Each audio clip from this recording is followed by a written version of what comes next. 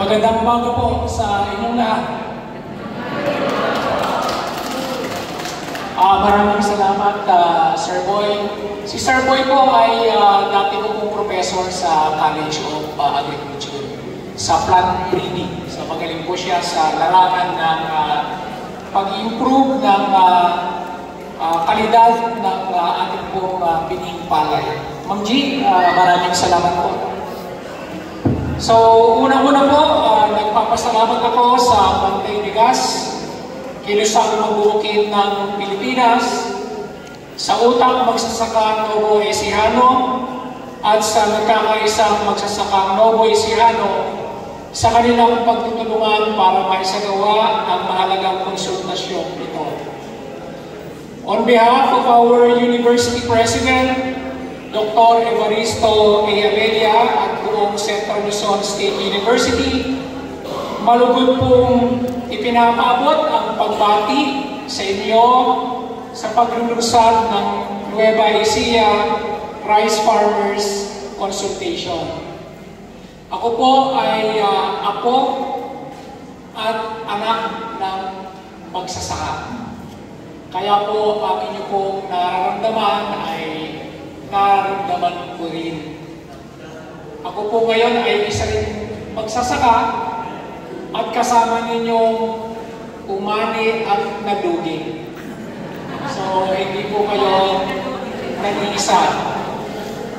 Ang Central Luzon State University po ay kabalikat ng ating magsasaka, hindi lamang po dito sa Nueva Ecija, kundi sa iba't ibang sulok ng ating bansa. Bilang isang national university po, bahagi ng aming misyon ang maghatid ng teknolohiya at kaalaman na makakatulong po sa pagpapaunlad ng ani, kita at kabuhayan ng ating magsasaka. Kaya para sa amin, isang karangalan po na maging venue ng ganitong makabuluhang pagtitipon. Tayo po ay matatumpay na sa larangan po ng pagpapataas ng ani. Wala pong question yun.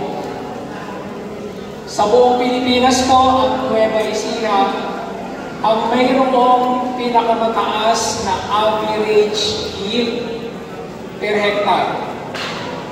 Palakpakan naman po natin ito. Kaya po ang Nueva Ecija ang nananatili pa rin rice granary ng Pilipinas. Hindi po tayo tinatalo ng iba't ibang lalawigan sa larangan po ng produksyon ng palay. Ang tanong lang po, tayo po ba ay kumikita?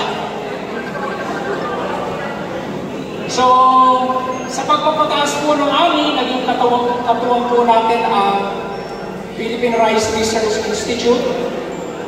Nandyan din po ang International Rice Research Institute at ang mga private seed companies. Katulong na rin po ang iba't ibang ahensya ng ating po pamantasan. Pero hindi po limit sa ating lahat na malaki ang epekto ng patuloy na krisis sa palay at bigas. Ang mga farmers po, lalo na dito sa ating lalawigan, ay apektado ng pagbaba ng presyo ng palay, mataas na presyo ng farm inputs, at siyempre po, ramdam din natin yung mataas na presyo ng bigas. Kaya napakahalaga po ng konsultasyon ito para mailahan ang tunay na sitwasyon ng ating mga magsasaka.